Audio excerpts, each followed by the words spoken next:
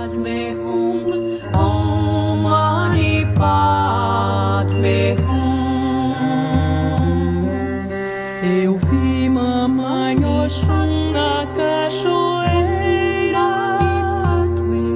sentada na beira do rio. Eu vi mamãe Oxum na cachoeira. Saudações de paz e amor cósmicos, meus queridos irmãos de jornada, nessa terceira dimensão. Eu sou Flávio Salazar Melquisedeque e estou aqui com o meu coração transbordando de alegria, de felicidade, pela oportuna idade que eu tenho de estar aqui com vocês em mais um Momento Quântico. Você, querido telespectador, que por um acaso tenha perdido os nossos primeiros episódios, né, não sabe o contexto do nosso programa ele é dedicado ao entendimento das manifestações, das intempéries do dia a dia, através da ótica da física quântica, que é a ciência que explica a espiritualidade. E hoje nós temos um programa muito, mas muito especial. Ele vai ser um pouco extenso em termos de quantidades de informação no vídeo, então eu peço que você, em primeiro lugar, se sintonize com a sua respiração, inspire profundamente, acalme os pensamentos para que o seu cérebro entre no estado de ócio produtivo, vamos dizer assim. Então, permita que as informações permeiem, penetrem as suas camadas do consciente, do inconsciente e do subconsciente, até mesmo porque nada do que está sendo falado aqui é novidade. Todos esses conhecimentos, eles estão presentes, marcados a ferro e fogo na sua estrutura genética, na sua estrutura biológica. Então, no programa de hoje, nós vamos dar uma introdução ao tema geometria sagrada. A geometria sagrada vamos dizer assim, a representação gráfica da própria criação e da forma com que a energia flui e circula pelos planos existenciais, pelas faixas. Então, você sabendo como a criação se comporta, você consegue fluir junto com ela.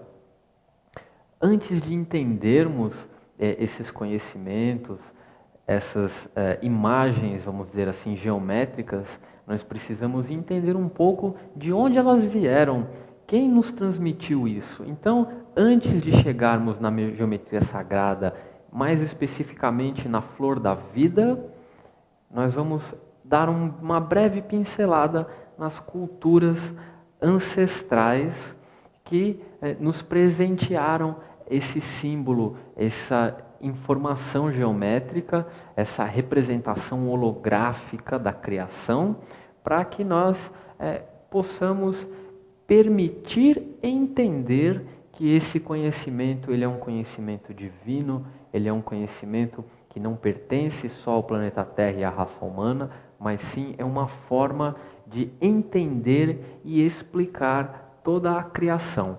Então, vamos começar com a lição número 5, falando das civilizações antigas, e depois vamos para a flor da vida. E espero que gostem dos vídeos, e em alguns instantes retornamos para fazer as reflexões pertinentes a esse assunto que está em todo lugar, e depois dos vídeos nós vamos entender mais sobre. In Lesson 4, we talked about male and female understandings. When you watch spirit science, you have two choices in how you understand it. You can come from the left brain, take notes, and carefully see the logic in each step. Or you can come from the right brain, just let go and don't think, feel. Watch it like a movie, expanded, not contracted. Either way it will work. My advice is to try and see both angles if possible. It is through balance that spiritual health returns. Whichever way you take it in, the fact that you are watching is what matters. And what you receive is what you were meant to receive. Today's lesson will be separated into 3 parts. First, we're going to talk about existence of extraterrestrial life. Then we're going to take a look at human life before recorded history, and finally end with why things are happening on Earth today.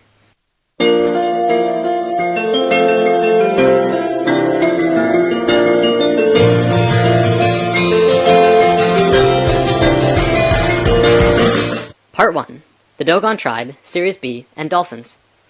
There is an African tribe near Timbuktu called the Dogons, who hold information that would be absolutely impossible to know according to today's standards. See, the Dogons have a cave on their land that stretches back into a mountain, and in this cave are drawings over 700 years old.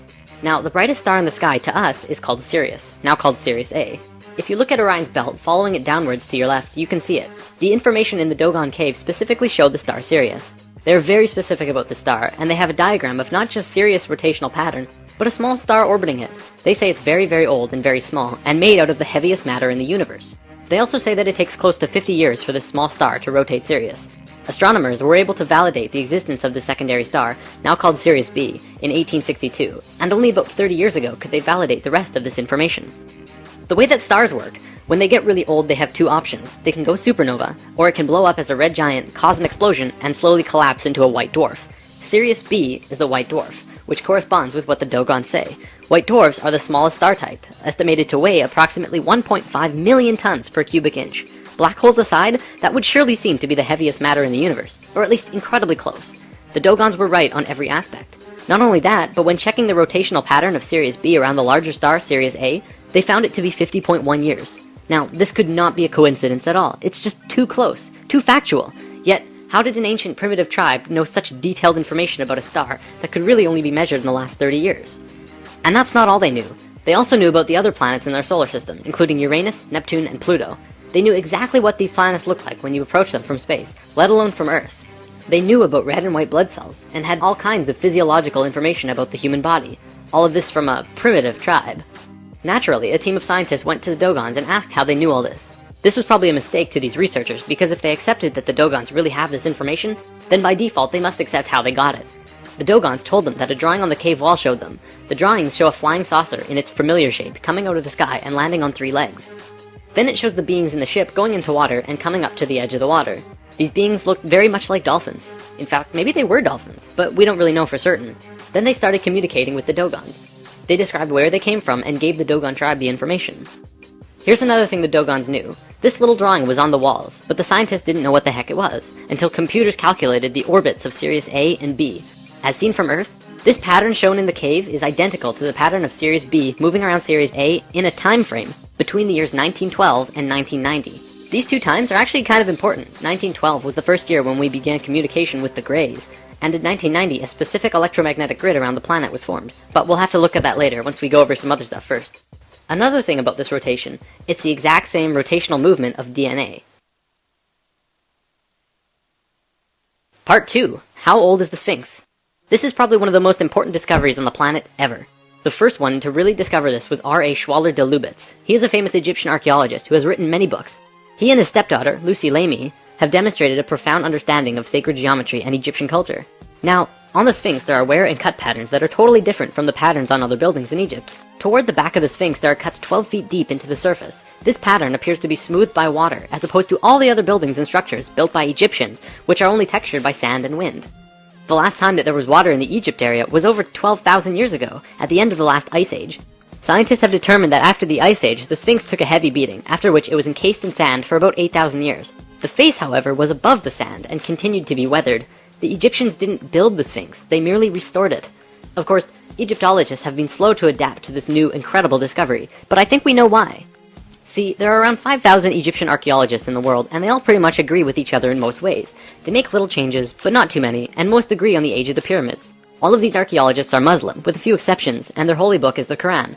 Please understand that I'm not trying to discredit a major religion, but the Quran says that creation began about 6,000 years ago. So if a Muslim were to say that the building is 8,000 years old, he would be disputing their Bible. They cannot do that, and so they won't even talk about it. Another thing that's actually incredibly interesting, the Sphinx has a body like this, and a head like this? That's rather unproportional, isn't it? Not only that, but the Sphinx is actually facing a very specific direction. It is an astronomical marker. The Sphinx is in the shape of a lion. If it were built when Egyptologists say it was, that would be only 2,500 years ago, while the constellation of Taurus was in the sky. The only logical time for the Sphinx to be built when it was when the constellation Leo was in the sky, during the 11th millennia BC. the time that matches exactly where our new findings say that it would have been built. In the past, when something new like this was discovered that has a major influence on the viewpoint of the world, it takes about 100 years for it to get to the average person to say, oh yes, that's true. But this time, it's happening a lot quicker because of the internet. Now scientific circles are actually beginning to look at the words of Plato in a new light when he talked about another culture, another continent, from a dim past called Atlantis. The Sphinx is the largest sculpture on the planet. We know it was not done by hairy barbarians, but by a very sophisticated culture. And it was not done by anybody we now know here on Earth. From a scientific point of view, this is the first solid evidence to be accepted about the true age of civilization. There have been lots of other evidence, but it has kept being put under the table. Now we have the accepted evidence that there absolutely had to be someone on Earth who was highly civilized as early as 10,000 years ago. This is just the beginning of how we are going to completely change our view of who we think we are. Part 3. Earth's relations to the cosmos. We are living in accelerated times. Remember in Lesson 1 I said time is speeding up? Let's talk more about that. The following is a fact according to Encyclopedia Britannica. From the time of our oldest known civilization, the ancient Sumerians, around 3800 BC, continuing for almost 6,000 years up to about 1900, a certain number of information was collected. Let's say for simplicity's sake, that in that time we learned one bag of facts. 50 years later, from 1900 to 1950, our knowledge doubled. That means it took 6,000 years to get a bag of facts, and in 50 years, we got another one. Amazing! But then in the next 20 years, we doubled it again. And then in 10 years, we doubled that. And now we're getting bags of facts every month, maybe within days, I don't even know. The fact is, things are speeding up monumentally. We're living within a knowledge avalanche. Life on this planet is accelerating faster and faster, obviously culminating in something new and something different. Perhaps just out of the reach of our normal imagination. What does this mean for the world? Why is it happening? Better yet, why is it happening now? Why didn't it happen 1,000 years ago? Or why didn't it wait to happen 100 or 1,000 or 10,000 years from now? It's really important to understand the answer to this question, because if you don't know why this is happening now, then you'll probably not understand what's happening to you in your life, or be prepared for the coming changes. Now, the Earth actually has a wobble. Well, it has many wobbles, but the one I'd like to talk about today is the one called the precession of the equinox. Essentially, what this is a rotation that the planet does, which completes a cycle once every 26,000 years. It looks like this and slowly turns on its axis and points to different locations. Science looks at this and says, well, so what? It's just a wobble. But by looking at what the ancient civilizations knew, you see a more complete image. The point actually points to and away from the center of the galaxy. The center of the galaxy is where most of the energy and the most consciousness is. It's not just light up there, you know. So, in this diagram is our rotation. Here is the tip pointing towards the center of the galaxy, and here is the farthest pointing away. The ancient Sanskrit writings that also talks about this precession call this going with the galactic wind. The Sanskrit writings say that there are two very important places on this wobble. One is at A, and one is at C. Not the very tips as you might think. There are also important places at D and B, but not as important as A and C. According to these ancient writings, as we hit position A, we begin waking up. And as we hit position C, we begin to fall asleep. We continue on the cycle, but every time we make a full rotation, we wake up more and more. It works the exact same way as day and night on Earth. You go through this cycle every day, waking and sleeping. But every day, you become a little more conscious. You learn new things. You don't do the same things over and over. I want to talk about religion for a bit, because you can definitely see this wobble over recorded human history. See, when we were the ancient Egyptians, Sumerians, and Mayans and such, we were incredibly wise. We may not have known all of the advanced intricacies of the world that we do now, but we knew about the precession of the equinox, and we had an advanced geometric understanding of the universe that we're going to talk about soon. Then we got dumber and became all philosophical. Not quite knowing anymore, but still able to understand many things. This is where things like the Fibonacci sequence and pi and the golden ratio were discovered. And then we got dumber still, and it was around this time that we had a real solid formation of most of today's religions. But you have to remember that these religions were based on earlier writings. They were written by people who understood far more than they did. They just couldn't make sense of it, and that's why many Bible stories just seem ridiculous. Ultimately though, every religion did spawn from a more conscious understanding, so you can't discredit religions completely. You just have to trace them back a bit further. You'll also see looking back that we went from a more female-oriented understanding to an incredibly male way of looking at things, very strict and orderly. Not much room for creative thought, it has to be 100% logic-oriented. Back to precession.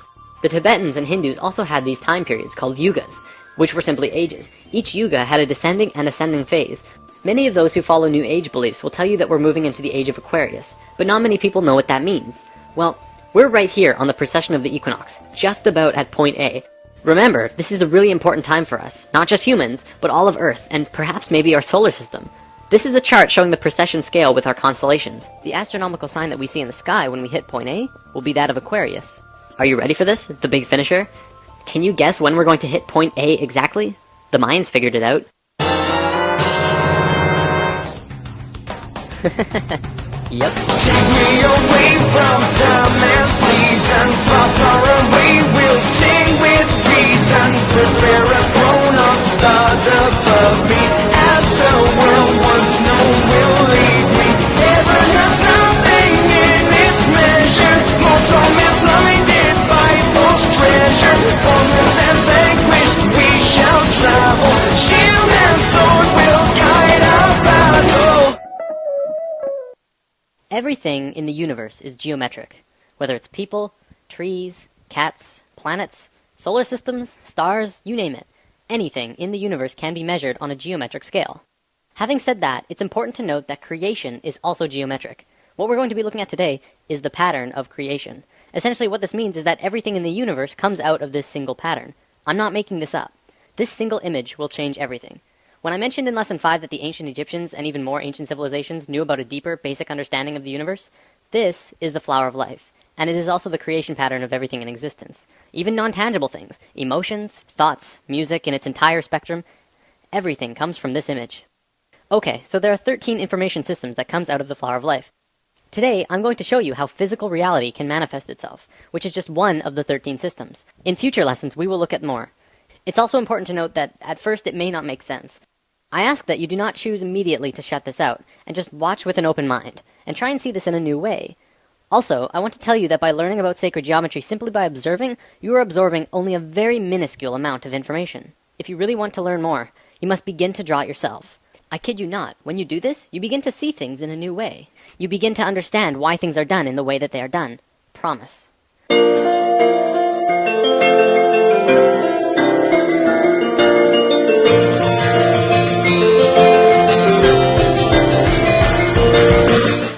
The flower of life was known around the world in ancient times. It was found in Ireland, Turkey, Israel, Egypt, China, Greece, Germany, India, and Iceland. It's also been recorded to have been found in England, Tibet, Japan, Sweden, Lapland, the Yucatan, and I think 14 other places.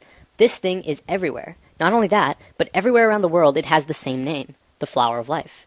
Now, to understand the flower of life, first we have to talk about how it's formed. This could get incredibly complex, so I'll try and keep it simple. Imagine consciousness, or spirit, floating in a void, which means it's nothingness, and then spirit. No physical body or mind, just spirit, and that's it. Then blackness, essentially nothing, all around the spirit, for infinite. Spirit decides to do something, so it expands its consciousness all around itself as far as it can go without moving. It creates a sphere around itself. This is the first circle in the flower of life.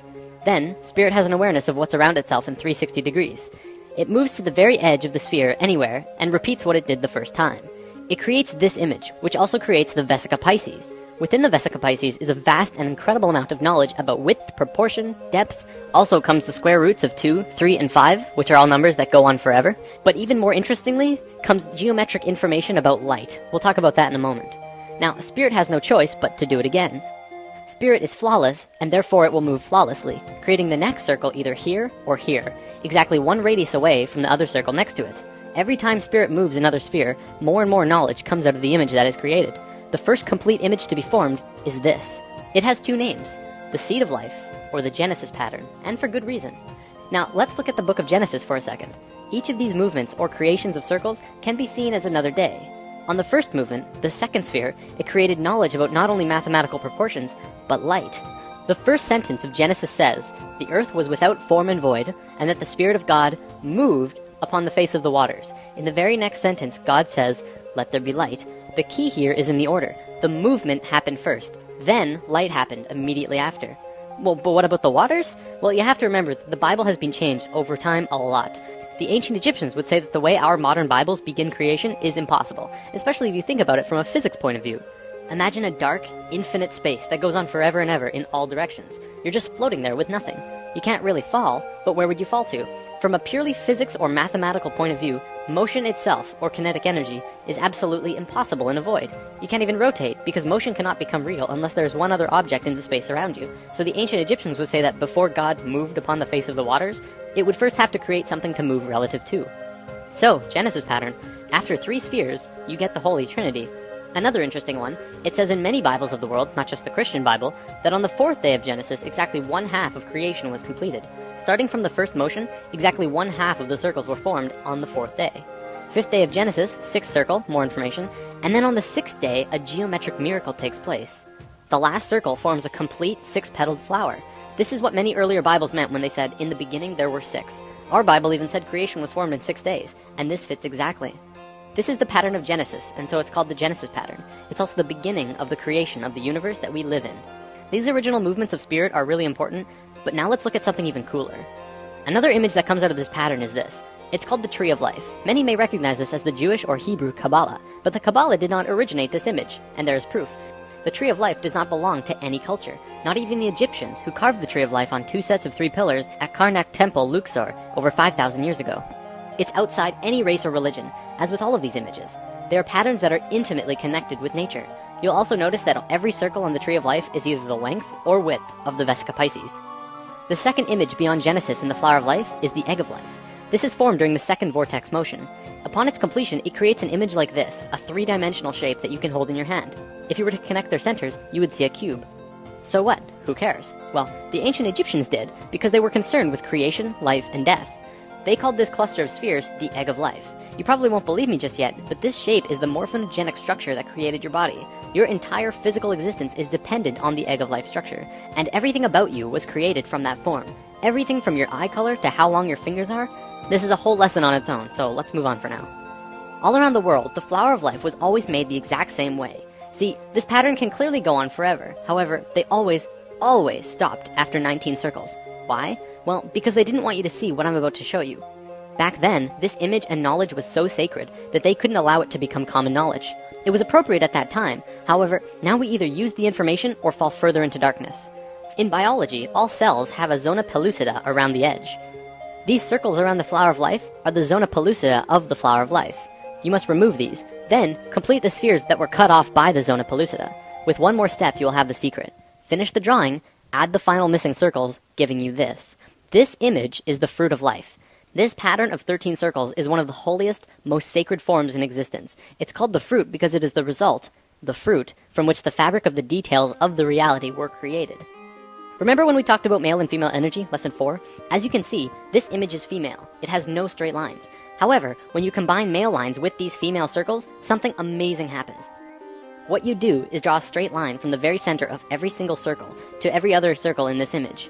When you do this, you get an image which is known throughout the universe, everywhere, as Metatron's cube. It is one of the most important informational systems in the universe, one of the basic creation patterns in existence. So what is Metatron's cube? Well, anyone who has studied sacred geometry, or even regular geometry for that matter, knows that there are 5 unique shapes in the universe, and that they are crucial to understanding both regular and sacred geometry. They are called the Platonic solids. A Platonic solid has certain characteristics by definition. First of all of its faces are the same size. For example, a cube, the most well-known Platonic solid, has a square on every face, so all of its faces are the same size. Secondly, the edges of the Platonic solids are all the same length. All edges of the cube are the same length. Third, it only has one size of interior angles between the faces. In the case of the cube, this angle is 90 degrees. And fourth, when put inside of a sphere, all of the points will touch the edge of the sphere perfectly. With that definition, there are only 4 shapes besides the cube that fit that description. So what are they?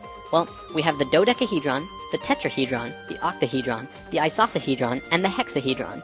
All of these shapes are found within Metatron's cube. This knowledge is also where original alchemy came from. The ancient alchemists and great souls like Pythagoras, father of Greece, considered each shape to have an elemental aspect to them. The tetrahedron was considered fire, the cube was earth, the octahedron was air, the isosahedron was water, and the dodecahedron was ether. Ether, also known as prana, and tachyon energy are all the same thing. They extend anywhere and are accessible at any point in space, time, and dimension. This is the great secret of zero-point technology. The sphere is voidness. These 6 elements are the building blocks of the universe, and they create the qualities of the universe. To summarize, this is the first informational system that comes out of the Fruit of Life through Metatron's cube. In alchemy, they rarely discussed ether. I've read that in the Pythagorean school, if you even uttered the word dodecahedron outside of the school, they would kill you on the spot. That's how sacred this shape was. 200 years later, when Plato was alive, he would discuss it, but only very carefully. This is because the dodecahedron is near the outer edge in your energy field, and is the highest form of consciousness. There's quite a bit more here, but I don't think I can go much further on it right now. Anyways, recognize this? The periodic table of elements? Every single element on this table has a geometric relation to one of these 5 shapes. Modern scholars ridiculed this idea until the 1980s, when Professor Robert Moon at the University of Chicago demonstrated that the entire periodic table of elements Literally everything in the physical world is based on these same 5 forms. In fact, throughout modern physics, chemistry, and biology, the sacred geometric patterns of creation are being rediscovered. Another example is the egg of life that I showed you earlier. Hopefully that will help you to understand just how incredible and important of a discovery this truly is. Everything that modern science knows about the elements and reality are tied together through the Platonic solids, which come out of Metatron's cube, which is formed out of the fruit of life, which comes from the flower of life, which is made by spirit. Damn. Whether you're convinced yet or not, this is the missing piece of the puzzle. It all comes down to spirit. Don't forget, this is just one of 13 informational systems that created the universe. If you want to study this on depth in your own, the best resource I'm aware of is the book The Ancient Secret of the Flower of Life. Alright, I'm gonna wrap up with something I think you'll enjoy. Do you believe in aliens? Even after Lesson 5, I realize many of you might be skeptical. Would you believe me if I flat out told you that aliens have been coming to Earth and helping us for a very long time now? No? How about now? This is the flower of life in a crop circle. Remember, the flower of life is not only tied to everything in the universe, but consciousness, spirit, as well. Here's another one, and another one. Here's the Vesica Pisces in a crop circle. See, by creating these crop circles, aliens have been actually affecting and helping the consciousness of the planet. Do not fear aliens. They're here to help.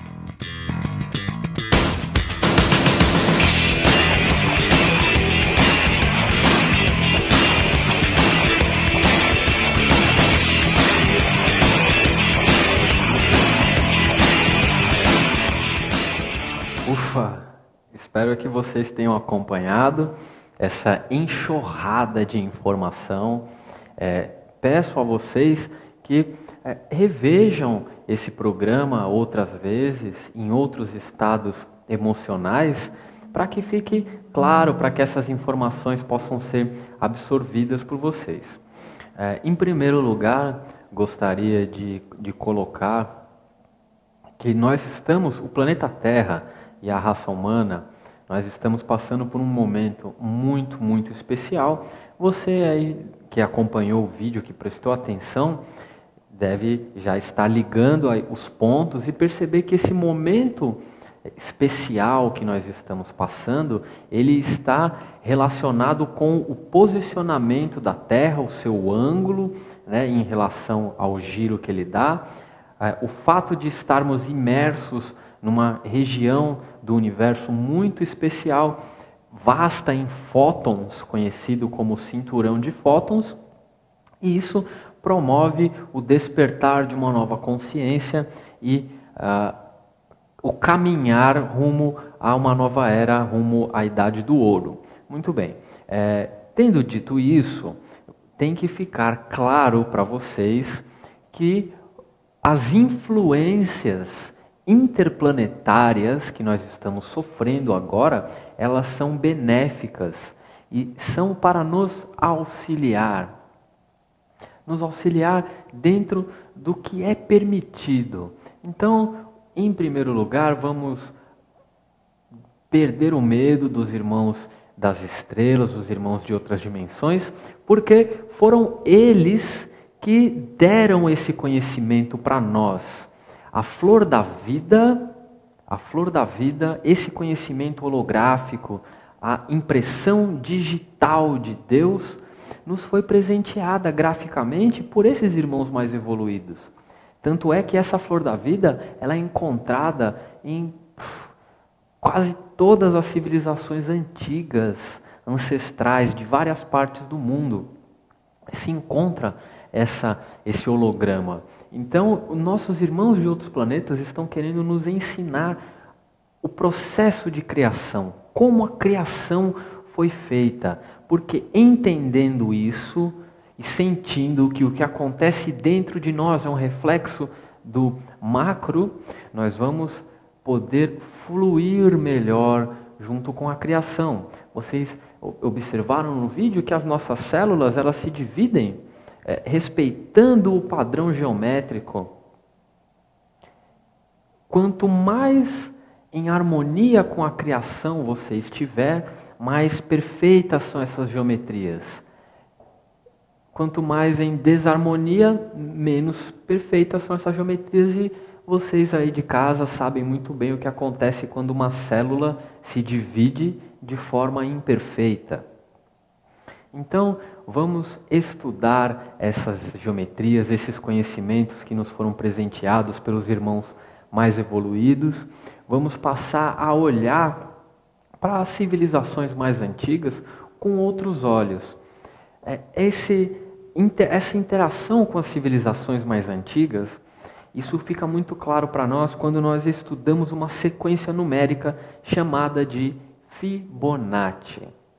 A sequência numérica de Fibonacci é a forma que nós, seres humanos, encontramos para entender a razão dourada ou a razão de Fi ou de Pi. Então, a sequência de Fibonacci, ela começa no número 1 mais 1 igual a 2. E você continua a progressão somando o número atual com o número anterior. Então, 2 mais 1, 3. 3 mais 2, 5. 5 mais 3, 8. E assim por diante. O que essa forma de multiplicação nos indica? Que para você saber o futuro, você precisa somar o presente com o passado. Para saber aonde você vai, você precisa somar aonde você está com aonde você esteve. O que eu quero dizer com isso, meus queridos irmãos? E essa é a grande reflexão que eu deixo para vocês no programa de hoje. Para a humanidade chegar na Era Dourada, nós precisamos somar os nossos conhecimentos com os conhecimentos ancestrais. Nós precisamos trazer a tecnologia da floresta para a cidade. Nós precisamos pegar o melhor dos conhecimentos ancestrais e somar com o melhor dos conhecimentos atuais. E só assim nós vamos unificar a ciência com a espiritualidade.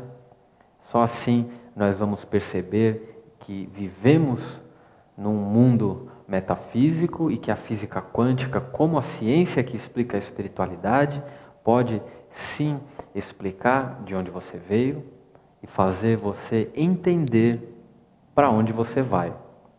Meus queridos irmãos, agradeço muito a audiência de vocês, agradeço demais a oportunidade que vocês nos dão de transmitir esse conhecimento e peço que, caso tenha ficado alguma dúvida, por favor, entre em contato, mande o seu e-mail, seu comentário, sua dúvida, e nós nos próximos programas vamos estar trazendo aí um pouco de luz à sabedoria que a sua centelha divina já tem. Nós precisamos apenas resgatar.